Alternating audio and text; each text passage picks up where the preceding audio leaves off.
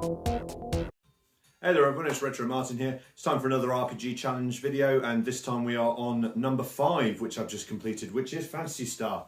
So this came out back in December 1987, a mere 2 days after Final Fantasy had come out on the Nintendo Famicom. So this came out on the Sega Mark III originally before it was ported over to the West for the Master System. As you can see, it says Master System up on the screen here. You'll probably also notice I'm not actually playing the Master System version. Reason for that is I don't have a copy, and I sort of picked this version just for the ease of it. So I'm actually playing the Sega Ages version for the Switch. I do actually have Phantasy Star in various collections from over the years, but I thought I'd go with this one just for ease of access, and also the fact it comes with this really handy map because I can't be bothered to draw loads. So the one good thing about this port is it does have that map that I've just alluded to. When you enter a dungeon, it will show absolutely nothing, but you'll slowly reveal it as you go through. So it just saves a lot of paper, really, if I'm being honest.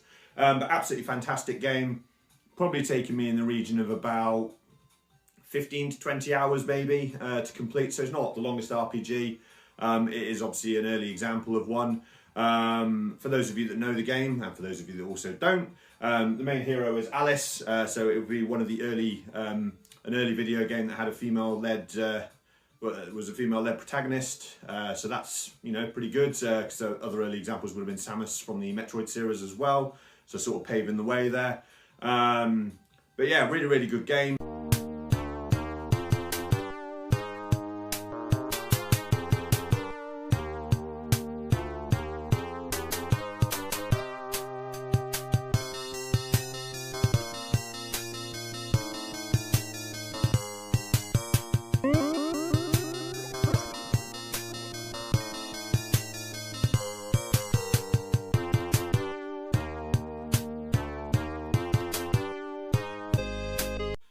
So the game itself is a Japanese RPG. It's a first-person dungeon view, but it's third-person for all of the field moving around.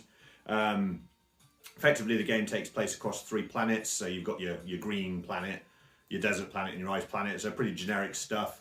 But effectively, you start as Alice. Her brother's just been killed, and she goes off on a mission of revenge. Cue plot, you know, it's very simple stuff for its time, but it is one of the earliest science fiction style RPGs when most RPGs were still doing a lot of high fantasy and stuff like that, so it was pretty unique in that regard. So you traverse towns and the world map and enter dungeons.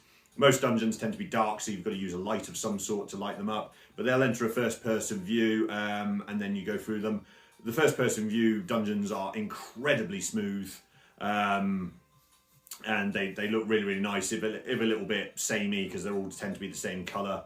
But yeah, you traverse through them, you find treasure chests, you battle monsters, and you just go through the game until you get to the end where you can beat the evil Dark Falls, or Dark Forces it should have been. They probably didn't pay the translators enough back then.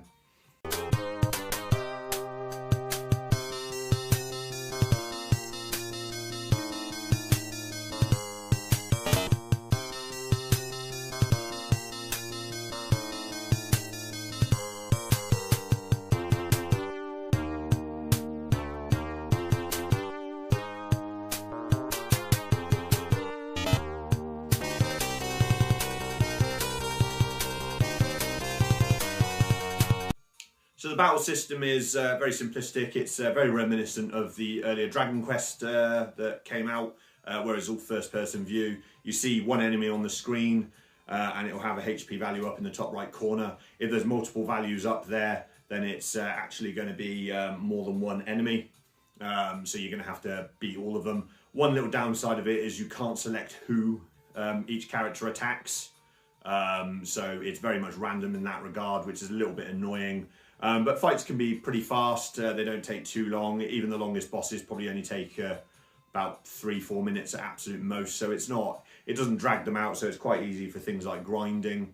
But you don't see your characters, you only see the enemy in front of you, which is a bit of a shame, but again, it is an early RPG, so you'd expect a lack of graphics from that perspective.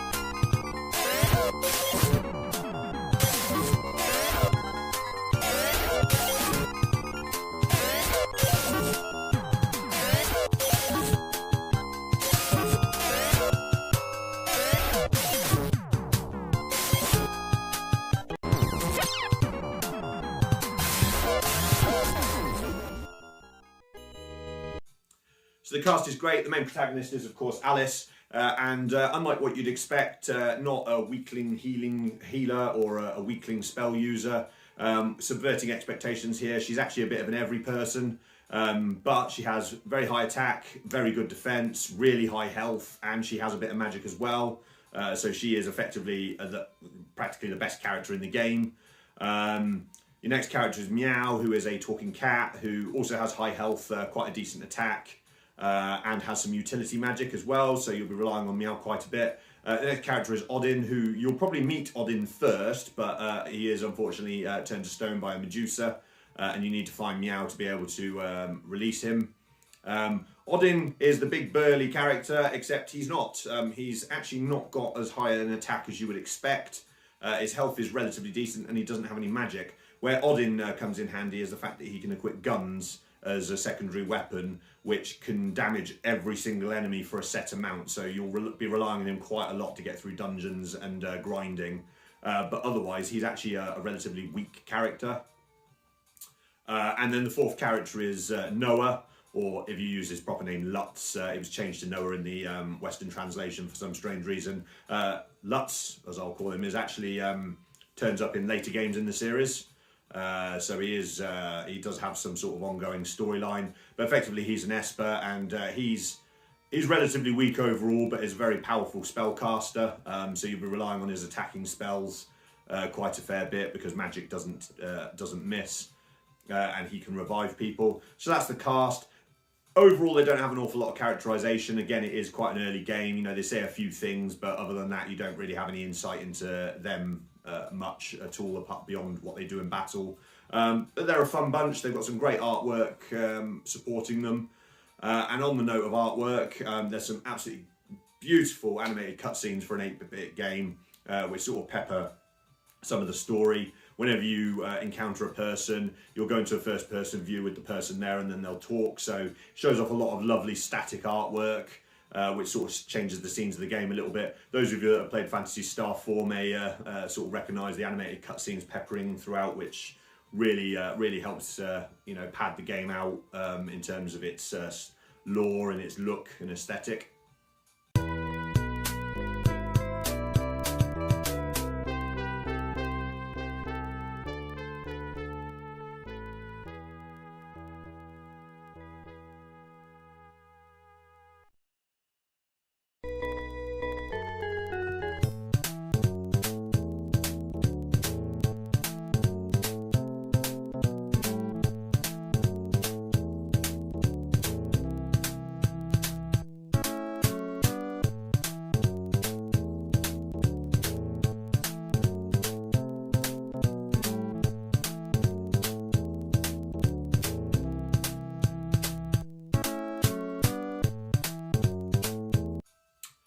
The music's pretty good for the game. One of my major gripes with Phantasy Star 2 and 3 is that their music isn't as strong as it could be. That was rectified massively in Phantasy Star 4, which has an absolutely fantastic soundtrack.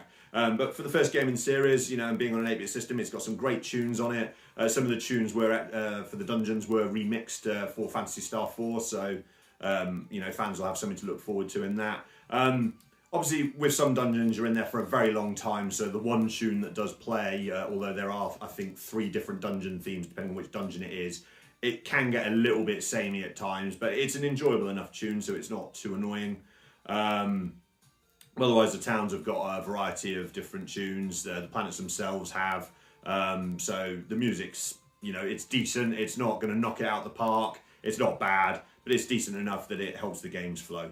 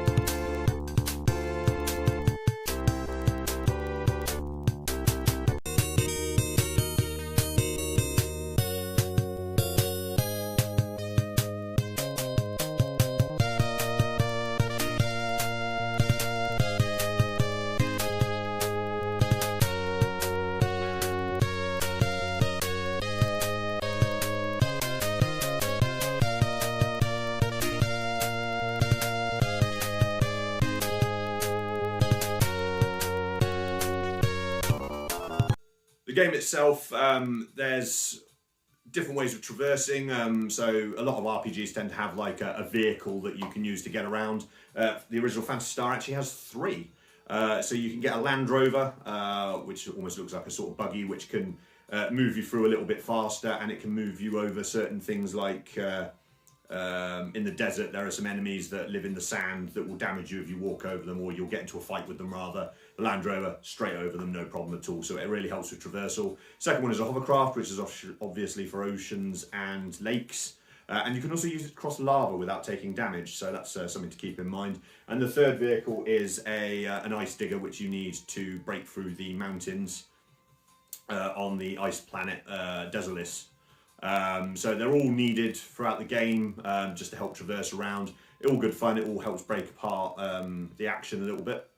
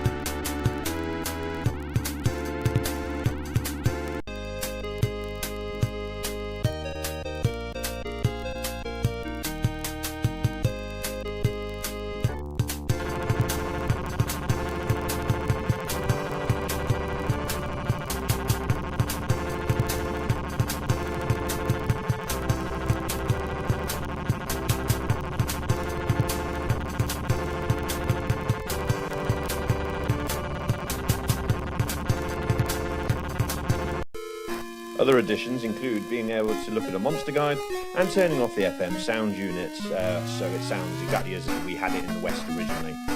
Isn't a bad thing, it's just different.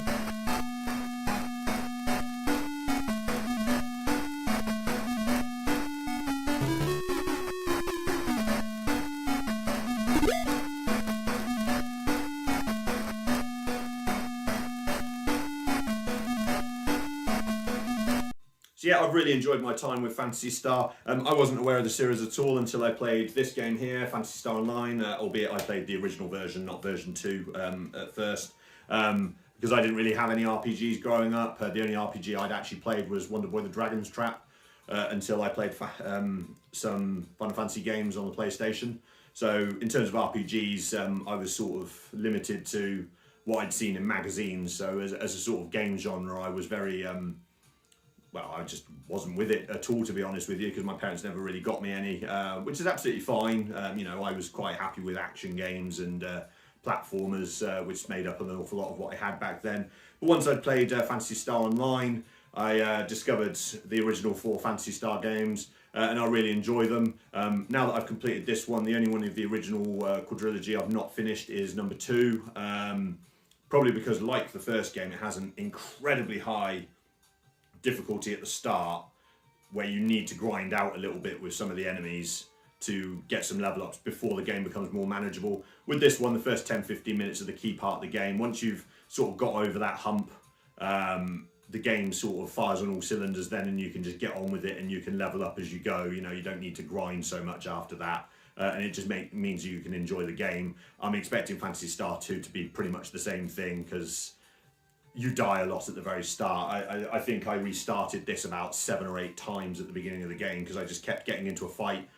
that I couldn't win, even at the start, and I'd then have to restart, or I'd get one, I'd save, and then I'd get into another one before I could get back to town to heal, and I'd die again, and it got a little bit frustrating. But once you've got over that first initial hump, it does really open up the game. But I've massively enjoyed my time with it. The Sega Ages port is a great one to go with, because you can look up all the item effects, weapons and armor and spells on the menu, which obviously, you know, saves you having to look through a manual. It's quite accessible, it's quite cheap as well, so I definitely recommend it as a way of trying out this brilliant game.